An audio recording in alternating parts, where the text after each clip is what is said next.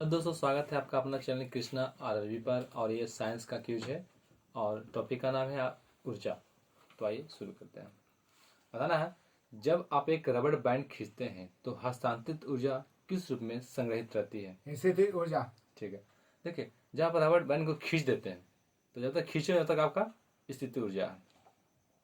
और बताना है कि कणों की गतिज ऊर्जा अधिकतम होती है। किस कणों की जो आपका गतिज ऊर्जा अधिकतम होती है? गैसों में। हाँ, देखिए इसको समझने का ये है ना कि जिसका गति ज़्यादा उसका गति जो ज़्यादा, तो गैस की गति ऊर्जा क्या होती है? ज़्यादा होती है, क्योंकि उसकी कणों की गति बहुत अधिक होती है।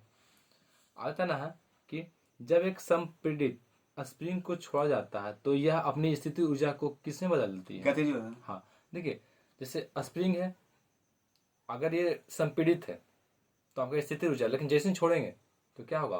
वो मोशन में आएगा, यानी गतिज ऊर्जा है।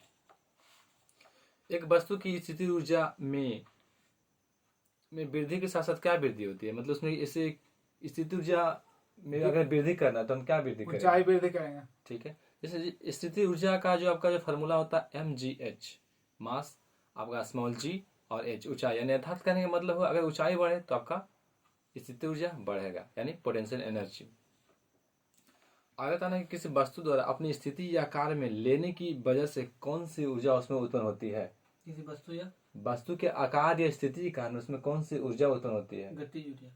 गलत है। हाँ, देखिए वस्तु के आकार हो, स्थिति है, उसके कारण स्थिति ऊर्जा होती है। जब तक वस्तु अस्थिर है जब तक उसमें स्थिति ऊर्जा। बांध में संग्रहित पानी में कौन सी ऊर्जा होती है? स्थिति ऊर्जा। ठीक है, देखिए बांध में अगर पानी जब तक संग्रहित है तो उसमें स्थिति ऊर्जा, अगर उसको छोड़े तो उसमें गतिज ऊर्जा। और वही जो गतिज ऊर्जा का इस्तेमाल करते हैं टरबाइन के द्वारा, और वही जो टरबाइन है उसे विद्युत ऊर्जा में कन्वर्ट करता है। अगर बताना है कि कौन सी ऊर्जा सदैव धनात्मक होती है? स्थिति ऊर्जा नहीं, ये गतिज ऊर्जा। गतिज ऊर्जा। देखिए कैसे इसको याद रखेंगे, देखिए half M V square kinetic energy equal to half M V square, यानी क्या है यहाँ पे जो वेग है हमेशा वी स्क्वायर में है, तो वो क्या है? आपका गतिज ऊर्जा है, गतिज ऊर्जा है। आगे बताना है कि ऊर्जा का व्यवसायिक इकाई क्या है? किलोवाट। किलोवाट घंटा। घंटा, हाँ, kilowatt hour. 1 kilowatt hour equal to 3.6 joule होते हैं। इसे ही बोर्ड ऑफ ट्वेल्व यूनिट कहते हैं। आगे बताना है कि जब एक दबी स्लिंग यानी स्प्रिंग को छोड़ा जाता है तो वह स्थिति ऊर्जा किसमें बदल जाता है? गतिज ऊर्जा में। हाँ, देखिए जब स्प्रिंग जो छोड़ते हैं, जैसे जो संपीड़ित है तो स्थिति ऊर्जा, जैसे छोड़े उसमें मूवमेंट आएगा, यानी गतिज ऊर्जा। किसके अनुरूप वस्तु की गतिज ऊर्जा में वृद्धि होती है? यानी क्या बढ़ाएं तो वस्तु की गति ऊर्जा बढ़ती है? वेग। हाँ, गति को बढ़ाएंगे तो उसका गति ऊर्जा बढ़ती है। आगे बताना है कि किसी जल विद्युत गृह में विद्युत ऊर्जा में परिवर्तित होने वाली ऊर्जा कौन सी होती है? गतिज ऊर्जा। हाँ, गतिज ऊर्जा। देखिए जैसे पानी संग्रहित है तो स्थिति ऊर्जा, पानी को छोड़े तो गतिज ऊर्जा, और इसका इस्तेमाल किए किसमें? टरबाइन के द्वारा, तो आपका टरबाइन से बदलता है विद्युत ऊर्जा में। यदि एक वस्तु का संवेग 3 गुना कर दिया जाए तो उसकी गतिज ऊर्जा क्या होगी? 9 गुना। हाँ, देखिए काइनेटिक एनर्जी इक्वल टू एक फॉर्मूला होता है P square by 2m। P यानी momentum, I M equal to mass. यानी इसमें क्या है, kinetic energy directly proportional P square, यानी मूवमेंट को जितना हम गुना करेंगे उसका स्क्वायर गुना होगा आपका काइनेटिक एनर्जी। ऊपर उठाए गए हथौड़े के पास कौन सी ऊर्जा होती है? स्थिति ऊर्जा। हाँ, जैसे हथौड़ा उठाए हुए हैं तो स्थिति ऊर्जा, अगर चलाने शुरू कर दे तो आपका गतिज ऊर्जा में कन्वर्ट हो जाती है। और देखिए जो यांत्रिक ऊर्जा किसका किसका सम्मिलित रूप है? यांत्रिक ऊर्जा। हाँ, गतिज ऊर्जा और स्थिति ऊर्जा। देखिए यांत्रिक ऊर्जा है जो आपका गतिज ऊर्जा और स्थिति ऊर्जा का सम्मिलित रूप है। आगे बताना है कि किसे न तो बनाया जा सकता है और न ही नष्ट किया जा सकता है। ऊर्जा को।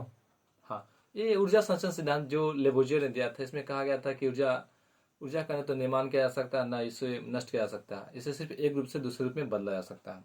और ऊर्जा की जो मात्रा का आपका क्या होते हैं? जूल होते हैं। आगे बताना है कि जब किसी बंदूक से गोली चलाई जाती है तो इसकी संभावित स्थिति ऊर्जा किस में परिवर्तित हो जाती है? गतिज ऊर्जा में। हाँ, जैसे बंदूक का हम बंदूक चलाएं तो गोलियां में मूवमेंट आएगा, मूवमेंट जैसे आए तो क्या होगा? आपका गतिज ऊर्जा है। पहाड़ से गिर रहे किसी पिंड में कौन सी ऊर्जा होगी? स्थिति ऊर्जा और गतिज ऊर्जा दोनों। देखिए जैसे पहाड़ से कोई पिंड गिरा, तो पिंड गिरा है यानी पहाड़ से गिरा, यानी ऊंचाई है, ऊंचाई से तो स्थिति ऊर्जा, और उसमें क्या है, गिरने के दौरान क्या उसमें मूवमेंट है यानी मोशन है, तो मोशन जैसे तो क्या है, गतिज ऊर्जा। अगला आना है कि बंदूक से चली गोली लक्ष्य के भीतर गहराई से चली जाती है, क्योंकि इसमें कौन सी ऊर्जा होती है, गतिज ऊर्जा। हाँ गतिज ऊर्जा। बंदूक से चली गोली में गतिज ऊर्जा।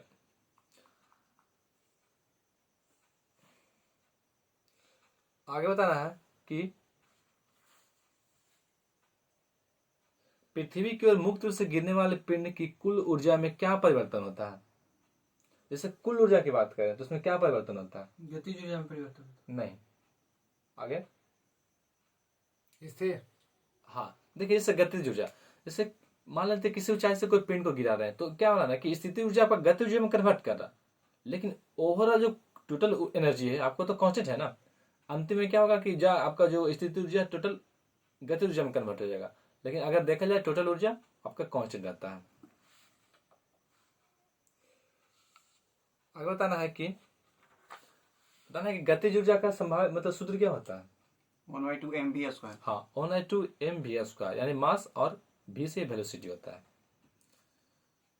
बताना है किसी निश्चित ऊंचाई पर गतिमान किसी वस्तु के वेग को 4 गुना बढ़ा दिया जाए तो उस वस्तु की स्थिति ऊर्जा में क्या परिवर्तन होगा, 4 गुना। स्थिति ऊर्जा में क्या परिवर्तन होगा, 4 गुना बढ़ जाएगा। अगर हम वेग को बढ़ा रहे हैं तो स्थिति ऊर्जा में क्या परिवर्तन, कोई परिवर्तन नहीं, क्योंकि वेग तो स्थिति ऊर्जा आपका वेग पर तो डिपेंड नहीं करता है, आपका वेग पर तो डिपेंड करता है आपका ये काइनेटिक एनर्जी यानी आपका गतिज ऊर्जा। साइकिल चलाते समय कौन सी ऊर्जा में कन्वर्ट होती है, पेशीय ऊर्जा गतिज ऊर्जा में। ठीक है, आपका जो पेशीय ऊर्जा गतिज ऊर्जा में कन्वर्ट होती है। एक संपीड़ित स्प्रिंग में समान स्प्रिंग की तुलना में ऊर्जा अधिक होती है या फिर कम होती है। जैसे स्प्रिंग नॉर्मल है, जैसे संपीड़ित कर दिए तो एनर्जी लगा कर न किए, यानी क्या है, अधिक ऊर्जा है, छोड़े तो फिर नॉर्मल। किसी वस्तु के एक निश्चित ऊंचाई से भूमि पर गिराया जाता है तो जब वो भूमि को छूती है तो इसमें कौन सी ऊर्जा होती है, गतिज ऊर्जा। हाँ उस वक्त उसमें गतिज ऊर्जा होती है। किसी वस्तु पर लगने वाला सामर्थ्य को क्या कहते हैं, समर्थ को बल कहते हैं, ऊर्जा कहते हैं। ऊर्जा कहते हैं, ठीक है। बारिश के दौरान ऊर्जा का किस प्रकार का परिवर्तन होता है, बारिश के दौरान गतिज ऊर्जा में होता गतिज है। ऊर्जा को स्थिति ऊर्जा गतिज ऊर्जा। गतिज ऊर्जा। हाँ देखिए बारिश के दौरान क्या होता है, स्थिति ऊर्जा गतिज ऊर्जा, मतलब जैसे बादल है, बादल आपके अस्थिर है वहां पर पानी, जैसे वो गिरा तो उसमें मूवमेंट है, क्या गतिज ऊर्जा में कन्वर्ट होता है वो। अगर बताना कार्य करने में सक्षम वस्तु में क्या निहित होती है, ऊर्जा। ठीक है, ऊर्जा निहित होती है।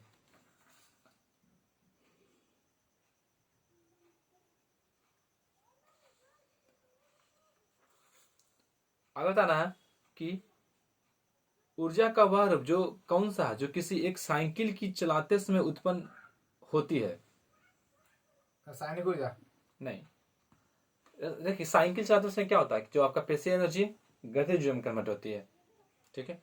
बताना है कि ऐसा कौन सी भौतिक राशि है, मतलब ऐसे बताना है कि एक ऐसी भौतिक राशि का नाम बताएं जो कहीं चेंज नहीं होता है, हर जगह समान रहता है। द्रव्यमान। हाँ द्रव्यमान, द्रव्यमान आपका हमेशा एक समान रहता है, चाहे आप चंद्रमा पर ले जाएं, चाहे सूर्य पर या फिर पृथ्वी पर ही रखें। बताना है कि किसी वस्तु का जड़त्व मापने की इकाई क्या है, द्रव्यमान। हाँ जड़त्व को याद रखने के लिए हम सीधे सीधे बोल सकते हैं जड़त्व कुछ नहीं बस आपका द्रव्यमान है। यदि हम पेड़ की शाखा को तेजी से हिलाएं तो कुछ पत्तियों पेड़ से अलग हो जाते हैं, यह किसके कारण होती है, जड़त्व के कारण। ठीक है, आपका जड़त्व के कारण है। बल यानी F इक्वल टू क्या होता है formula, F equal to ma mass into acceleration. आपको ये पता होना चाहिए कि जो ऐसे नेगेटिव एक्सेलरेशन है आपका, नेगेटिव एक्सेलरेशन को हम रिटार्डेशन यानी मंदक कहते हैं। द्रव्यमान बटा आयतन क्या होता है फॉर्मूला इसका, द्रव्यमान बटा आयतन फॉर्मूला होता है घनत्व, यानी अगर हम घनत्व की मात्रा की बात करें तो केजी प्रति मीटर क्यूब होता है।